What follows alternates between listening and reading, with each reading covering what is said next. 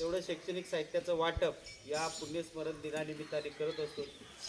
त्यासाठी असं काय आपल्याला बडेजावपणा वगैरे काही दाखवायचं नाही आहे, तर एक आम्हाला एक आनंद मिळतो त्याच्यातून की आपल्या वडिलांनी जी गोष्ट आपल्याला सांगितली होती ती गोष्ट आपण कायमस्वरूपी चालू ठेवावं आणि त्याला वरचेवर दिवसेंदिवस कशा प्रकारे वाढवता येईल यासाठी प्रयत्नशील कसं राहता येईल. कारण तुम्ही आम्ही आज जे बी काय आपण आहोत ते कुणाची पुण्य आहे?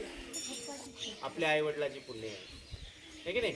आपल्यासाठी ते राबले, आपल्याला शिकवलं, मोठं केलं आणि काही कारणास्तव जेव्हा त्यांना चांगले दिवस येत होते,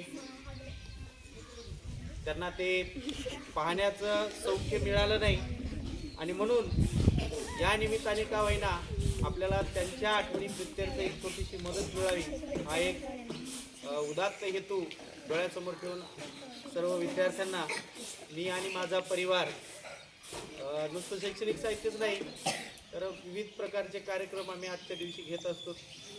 आमचे मोठे बंधू काही आजच्या दिवसानिमित्ताने एक पुतळ्याची पण एक मोठी घोषणा केलेली आहे त्यांनी ज्योतीच्या ठिकाणी आजच्या दिवशी.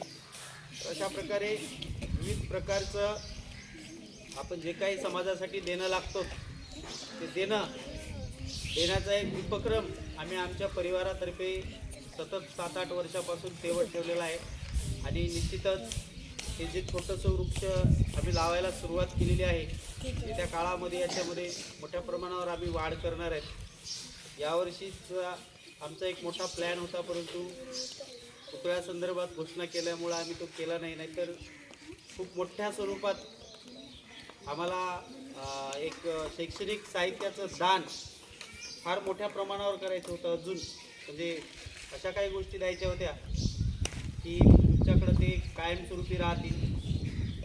तर ठीक आहे, तर यावर्षी आम्हाला जसं घडल त्याप्रमाणे आपल्याला चांगल्या क्वालिटीचं कसं देता येईल या दृष्टिकोनातून विचार केलेला आहे. तुम्हाला शिक्षणासाठी जे मला जे वाटलं की तुम्हाला हे उपयुक्त आहे अशा गोष्टी मी या ठिकाणी माझ्या पद्धतीनं देत आहे.